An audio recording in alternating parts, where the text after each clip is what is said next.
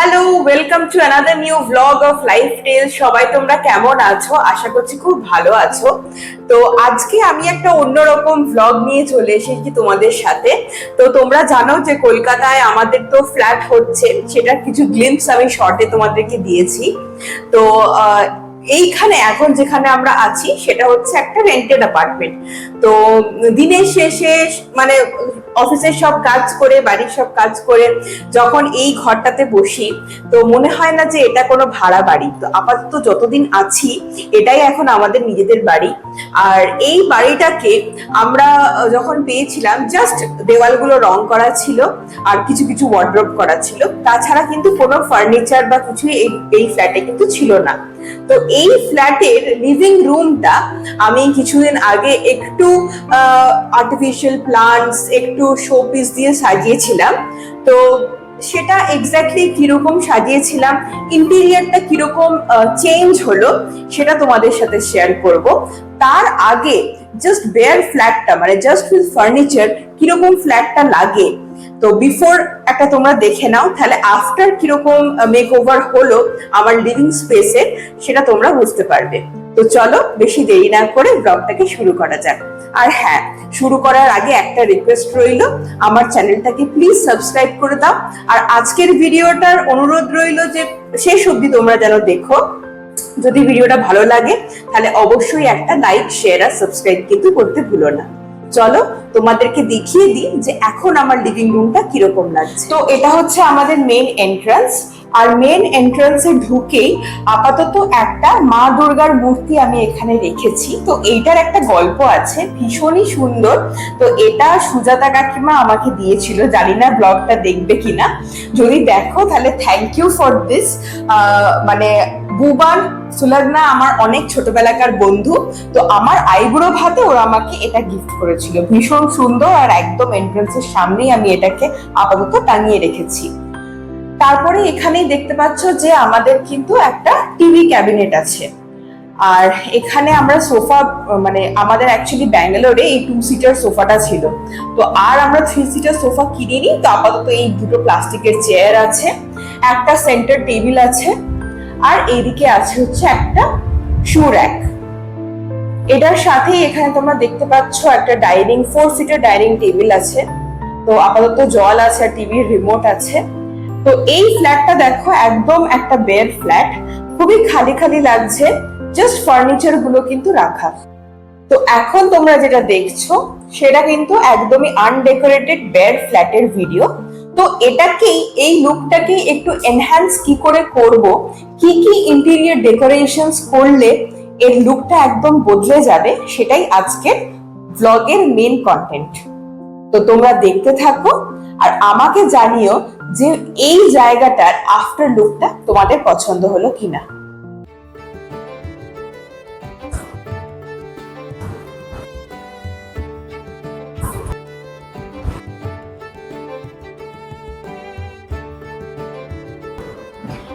তো আপাতত দেখো এই জায়গাটাতে কিছু কুশনস আর একটা ছোট্ট ট্রে, যেটা আমি হস্তশিল্প মেলা থেকে নিয়েছিলাম, এই ট্রেটা দেওয়াতেই কিন্তু এই জায়গার লুকটা একটু হলেও বদলেছে। তো টিভির পাশের এই জায়গাগুলো খুবই খালি খালি লাগছিল, আর একটা সুন্দর কুল লুক দেওয়ার জন্য আমি একটা আর্টিফিশিয়াল প্লান্ট কিন্তু এখানে অ্যাড করলাম। দেখো প্লান্টটা অ্যাড করাতে কিন্তু ভীষণ সুন্দর একটা লুক এসছে। তো এইখানে তো একটা প্লান্ট অ্যাড করা হয়ে গেছে, বাট এই শু ক্যাবিনেটটার ওপরটাও যেন একটু খালি খালি লাগছে, তাই এইখানে আমি একটা সুন্দর শোপিস অ্যাড করে দেব। এই শোপিসটা আমি নিয়েছিলাম হচ্ছে হোম সেন্টার থেকে। এই শোপিসটা অ্যাড করাতে একটু লুকটা এনহ্যান্স হয়ে গেছে। আর আমার না গ্রিন প্লান্টস কিন্তু খুবই পছন্দ, তাই একটা ছোট্ট আর্টিফিশিয়াল প্লান্ট এটার পেছনে কিন্তু মন্দ লাগছে না।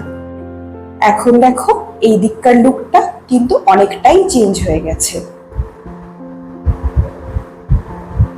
বাট তাও টিভির এই পাশটা একটু খালি খালি লাগছে।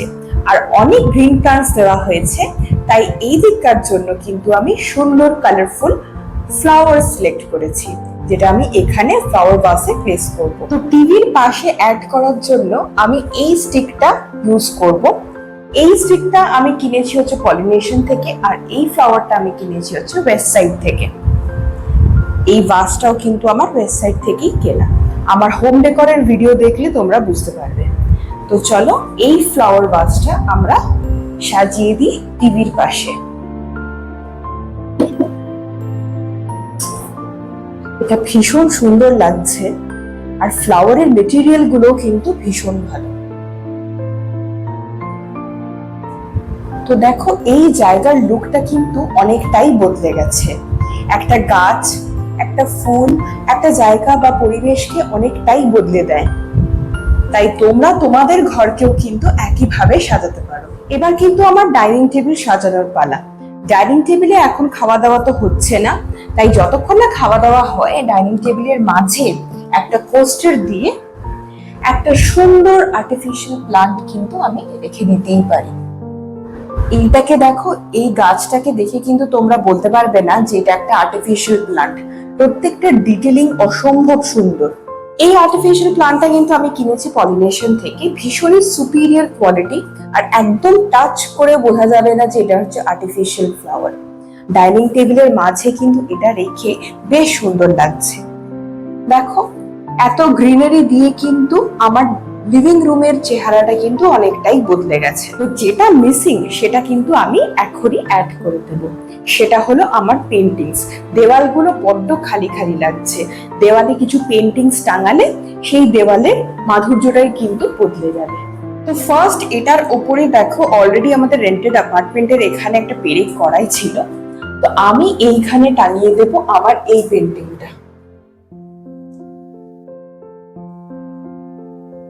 দেখো দেওয়ালে পেন্টিংটা টাঙাতেই কিন্তু একটা ডিফারেন্ট লুক চলে এলো। পেন্টিংটা তোমাদেরকে কাছ থেকে দেখিয়ে দিই। এটা আমার করা একটা পেন্টিং।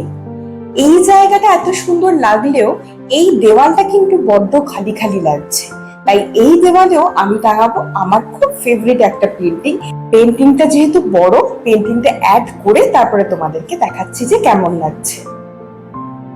তো এইটা হলো সেই পেন্টিংটা যেটা আমি এই দেওয়ালে অ্যাড করেছি। তো তোমরাই দেখে বলো যে এই দেওয়ালের লুকটা এনহ্যান্স হয়েছে কি না। এবার দেখো ঘরটা কিন্তু একদম চেঞ্জ লাগছে। এবার আমি দিয়ে দেব তোমাদেরকে ঘরের একটা ফাইনাল লুক।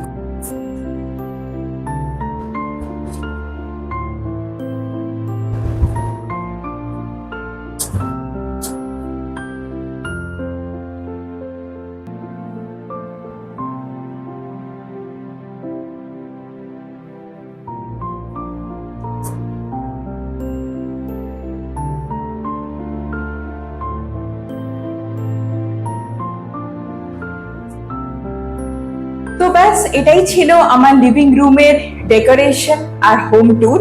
তো তোমাদের আজকের ছোট্ট ভিডিওটা কেমন লাগলো অবশ্যই কিন্তু কমেন্ট সেকশনে জানাতে ভুলো না। আর আমার পেন্টিং গুলো তোমাদের ভালো লেগেছে কিনা সেটাও কিন্তু জানিও। দেখা হচ্ছে পরের একটা ব্লগে। আজকের মতো বিদায় নিলাম।